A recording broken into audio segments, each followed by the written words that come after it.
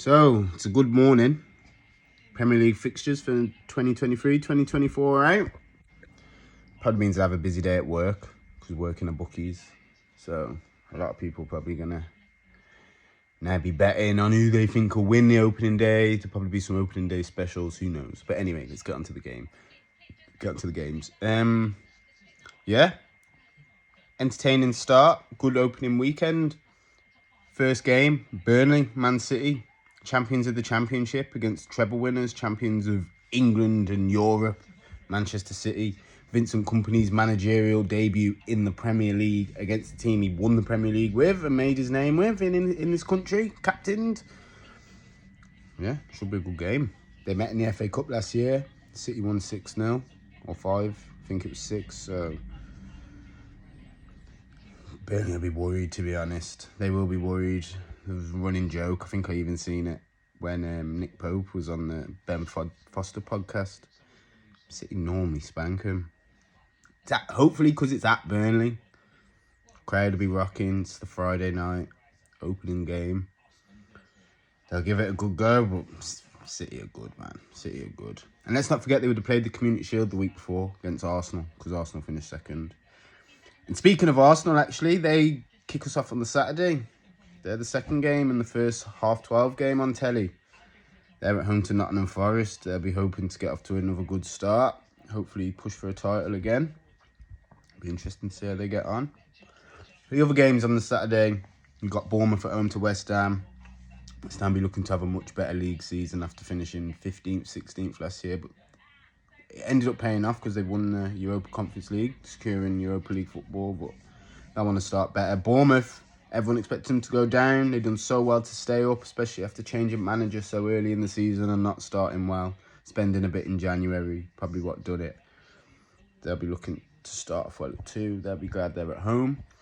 Brighton host Luton. Luton's first game. The other newly promoted team.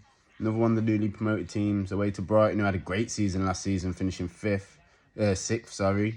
Looking like they're going to lose a couple players, but already looking like they're going to sign well. Getting James Milner and Dahoud on free transfers already. Very good business. They've got Pedro from Watford.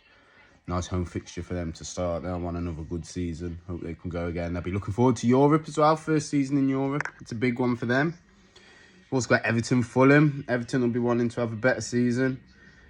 After once again nearly going down, they can't keep fighting relegation every year. Eventually they'll go. Fulham, last year, record-breaking for them. 15 league wins. Finishing 10th. I don't think 10th's a record high for them because they've been in Europe in the past, I remember, from when I was younger. But 15 wins was a record for them. I remember them posting it themselves on Instagram. So they'll just be open to go again. Second season in, stay up again. Mitrovic was a big miss back end of the season for, I think it was 8 games. Otherwise, they probably would have won a couple more. So, yeah. Now, no one will predict them to go down. So, it'll be interesting how they do with that. Because last season, everyone expected them and Bournemouth, Forest to go back down. All 3 stayed up. Be interesting to see how they do. Can't see them all going. Can't see all the promoted teams staying up again. We'll see. We've also got Sheffield United, the third and final promoted team, at 3 o'clock on the Saturday. They're at home to Crystal Palace.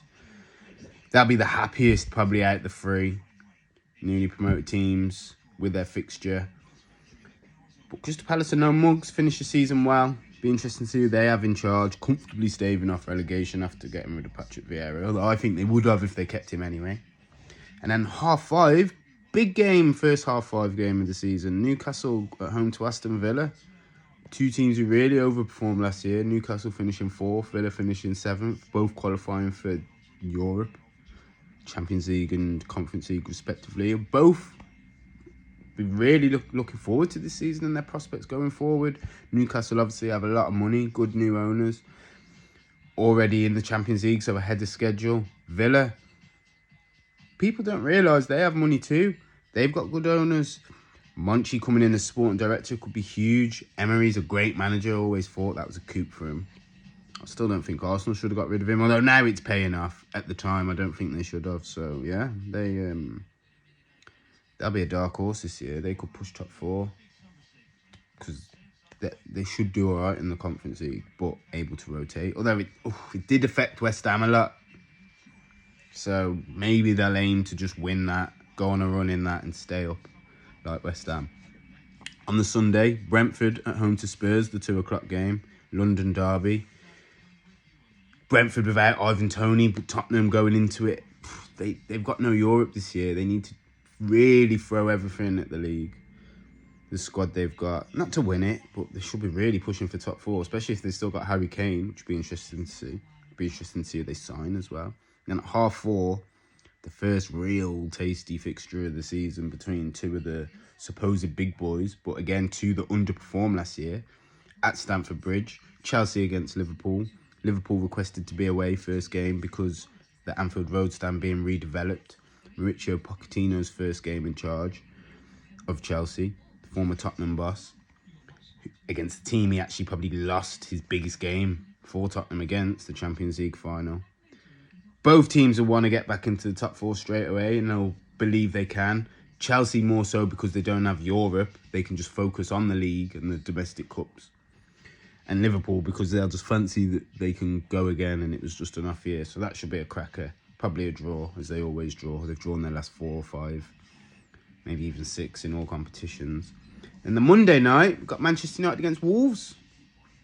Old Trafford, United as well, had a good season, just like Arsenal. Capitalising on the 3 teams playing on the Sunday, having poor seasons and all dropping out the top 4. They'll want to have another year in it. Interesting to see their owners are and who they buy. Can they sustain a title challenge? Can they at least stay in the top 4 2 years running? I can't remember the last time they've done that. Can't remember the last time they finished top 4 2 years running. So they'll be looking to start well at home to Wolves. Their home form was good last season, to be fair to them. It was their away form that let them down. And it'd be interesting to see how Wolves do, because rumours their manager could go. They don't have funds, need to sell. Probably going to lose Neves, already lost Moutinho. Who knows? Who knows how they could do? If they don't sign an attacker and lose that manager, they could go down. But at the same time, if they sign a decent attacker and spend their money wisely, because you don't have to spend big to spend wise, look at Brighton, and keep that manager, suddenly, again, dark horse, very good manager. Lopetegui, very good manager.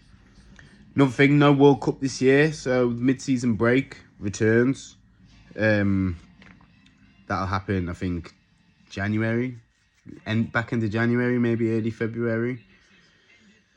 So yeah, some interesting stats that being thrown at me as well. Luton's return to the top flight, obviously, is remarkable considering in 2013 they were in the conference, now the National League, and actually opened up that season with a defeat to Southport. Now they're away to Brighton, which probably in 2013 also didn't look very glamorous, but Brighton are a very good team. Finished 5th last year. So yeah, Luton will be very excited to return to the Prem. Obviously we welcome back Burnley and Sheffield United as well, but they've been in recently. Yeah, first North London derby of the season is 23rd of September. That one's at the Emirates. The return at Tottenham Stadium's 27th of April. So, yeah, exciting. I think Liverpool's games against Manchester United fall. It's United in December at Old Trafford and April at Anfield. It could be the other way around. First Manchester derby of the season is at Old Trafford, 28th of October. City host United at the Etihad Stadium on the 2nd of March. So, yeah, some opening weekend stats for you. Actually, Forest go to Arsenal. Forget they beat them 1-0 back end of last season. Not won consecutive games against them apparently since 1978 under Brian Clough. Wow. These stats courtesy of BBC Sport, by the way. Shout out BBC Sport. Easiest one for me to have all the fixtures in front of me to give my opinion on the opening day. Burnley have won. I said Burnley normally get whooped by City. Here we go. They've won just one of their past 23 league matches against City, drawing 6 and losing 16. And they've lost the past 8 in a row by aggregate score of 26-1. Poor. The last time Tottenham began a league campaign with a London derby, because remember they go to Brentford, was in 2014, 2015, and they won 1-0 at West Ham in Pochettino's first game in charge. Let's hope he doesn't win his first game in charge of Chelsea, because it's against my team, Liverpool. So yeah, that's the roundup for the opening weekend of the Premier League. Oh, one just flying at me before I go. Newcastle are actually unbeaten in their past 14 home games against Aston Villa, winning 8 and drawing 6 since a 3-0 loss in 2005. Oh, no way. And that was the game where Kieran Dyer and Lee Bowyer were sent off for fighting each other. Wow. Let's hope nothing like that happens again. And maybe Villa will do a win there. Who knows? So, yeah. Sheffield United only won one of their opening league games in the past 9 seasons. That's including in the Championship. Losing their last 3 in a row. So they'll be looking to start better. So yeah, let me know your thoughts. Let me know if you're happy with how your team opens. How you think your team's going to get on in the season. And like and subscribe.